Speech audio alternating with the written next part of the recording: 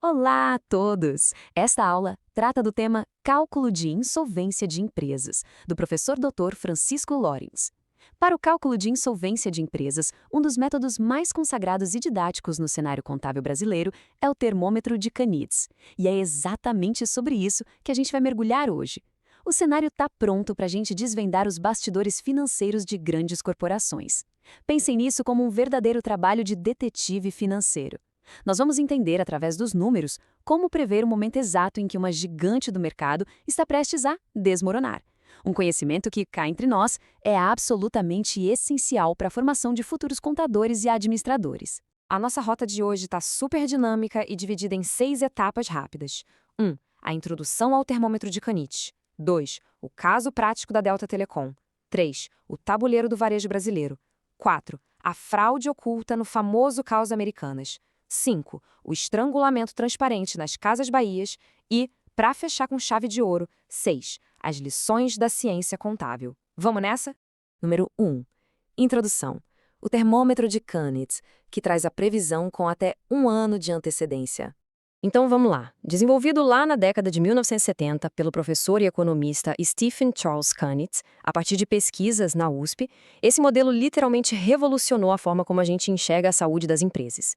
O que torna essa ferramenta tão fantástica é que ela usa uma equação linear ponderada baseada em 3 coisas fundamentais: liquidez, rentabilidade e endividamento. É matemática pura aplicada para gerar um diagnóstico que chamamos de fator de insolvência, ou simplesmente FI.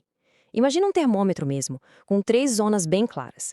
Se o resultado final ficar entre 0 e mais 7, a empresa está na zona solvente, ou seja, saudável e com baixo risco de quebra. Mas se cair entre 0 e menos 3, opa, entramos na penumbra. É aquela zona cinzenta de indefinição onde o alerta vermelho já começa a piscar. Agora, se o número despencar entre menos 3 e menos 7, aí a empresa afundou na zona dos insolventes. É uma crise financeira aguda e um perfil clássico de falência. E olha que sacada genial dessa fórmula. Uma alta liquidez de curto prazo, se não vier acompanhada de rentabilidade, acaba penalizando a pontuação da empresa com pesos negativos. A razão para isso é muito prática. Empresas hiperlíquidas no curto prazo, mas que não geram lucro, geralmente estão só retendo caixa porque a operação paralisou. Ou pior ainda, estão acumulando duplicatas podres que, na real, nunca vão ser pagas. É um falso sinal de riqueza. E o modelo captura isso brilhantemente, impedindo que a gente caia em falsos diagnósticos.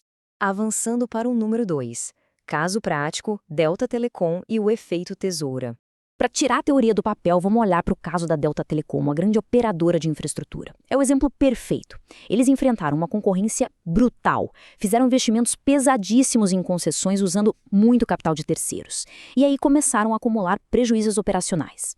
No primeiro ano da nossa análise, a turbulência já estava rolando. A Delta operava no vermelho e super endividada, mas o cálculo de Canitz dava menos 1,63, ou seja, eles estavam na zona de penumbra. Ainda tinha um fôlego, um tempo hábil para tentar reestruturar as dívidas ou vender ativos.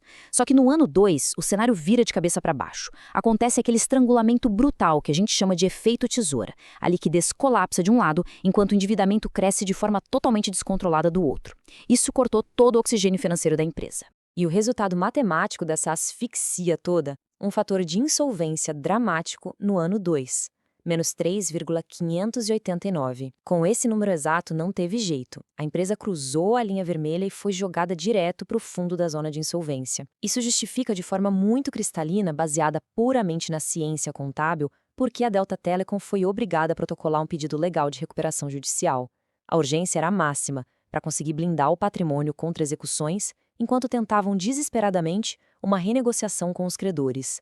Chegamos ao ponto 3, o tabuleiro do varejo brasileiro, limites dos indicadores.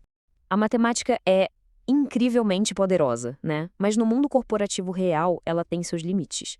E para testar essas fórmulas na prática, o varejo brasileiro é um laboratório simplesmente perfeito. Vamos comparar 2 gigantes do mesmo setor que enfrentaram crises quase ao mesmo tempo, só que por motivos completamente diferentes.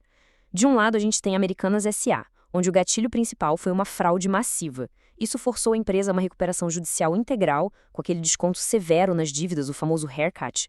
Do outro lado, o grupo Casas Bahia, que foi afetado puramente por fatores macroeconômicos previsíveis, como os juros altos.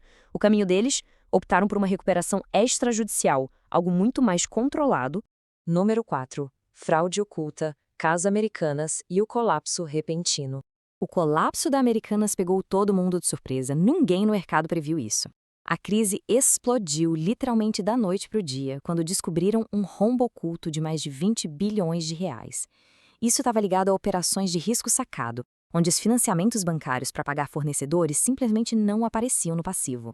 Olha só o absurdo. No balanço original divulgado em 2021, o fator de insolvência apontava confortáveis mais 1,25. A empresa era considerada solvente pela fórmula de Kenneth, uma ilusão completa de segurança.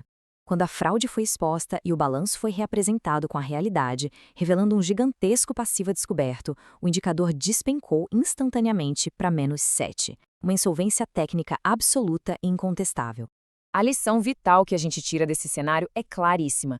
O modelo matemático depende inteiramente da confiabilidade da informação contábil. Se os números que você insere na equação forem fraudados, maquiados ou incorretos, ferramentas preditivas como o termômetro de Kenneth ou qualquer outra vão falhar miseravelmente. A matemática em si não erra, mas ela só consegue processar a verdade que é entregue para ela. Seção 5. Estrangulamento transparente. Casas Bahia, a crônica de uma crise previsível. Agora, fazendo um contraste total com um colapso repentino, a gente olha para o grupo Casas Bahia. Zero fraude no balanço deles. O que rolou ali foi um estrangulamento macroeconômico super severo, impulsionado pela alta da taxa Selic e por uma queima constante de caixa operacional. E é exatamente porque os dados eram transparentes que o termômetro de Kenneth funcionou de maneira impecável nesse caso. Ao longo de 5 períodos antes do ápice da crise, a trajetória de queda do FII foi gradual e totalmente previsível. De um número inicial saudável de mais 1,93, a pontuação foi encolhendo para mais 1,53, desceu para mais 0,28, até que cruzou a linha zero e mergulhou em menos 1,46 no período 5, entrando de cabeça na zona de penumbra. Foi uma degradação contínua mapeada trimestre após trimestre. E foi graças a essa transparência que permitiu ver a asfixia chegando de longe que a diretoria financeira pôde agir de forma proativa antes que o pior acontecesse. Os dados eram reais, o alerta soou a tempo e o resultado foi um acordo de recuperação extrajudicial incrivelmente estratégico. Eles renegociaram 4,1 bilhões de reais com os grandes bancos e alongaram os prazos para 6 anos. O detalhe crucial disso tudo: a operação do dia a dia das lojas não foi afetada, os fornecedores foram blindados do processo e a reputação da marca continuou preservada para o consumidor final. E, finalmente, ponto 6. Lições da ciência contábil. Ética e transparência. Para amarrar tudo isso que vemos hoje, analisar números frios e uma planilha é só uma parte do trabalho de quem está na contabilidade ou na administração. A eficácia de qualquer modelo preditivo está ligada diretamente à realidade dos dados. Na Americanas, o modelo não previu a falência porque os dados inseridos estavam mascarados, inflando a saúde da empresa artificialmente. Já nas Casas Bahia, o modelo funcionou com precisão cirúrgica, simplesmente porque a deterioração era real e estava ali de forma transparente nos balanços. Isso só comprova que a auditoria e a conformidade das informações passadas são requisitos básicos para que as fórmulas consigam desenhar o futuro com exatidão. Então, fica aqui a nossa reflexão final. O que garante o futuro da transparência corporativa se as fórmulas matemáticas dependem, no fim das contas, da ética humana? Modelos estatísticos são ferramentas incríveis, mas a ética de quem alimenta os sistemas é absolutamente insubstituível.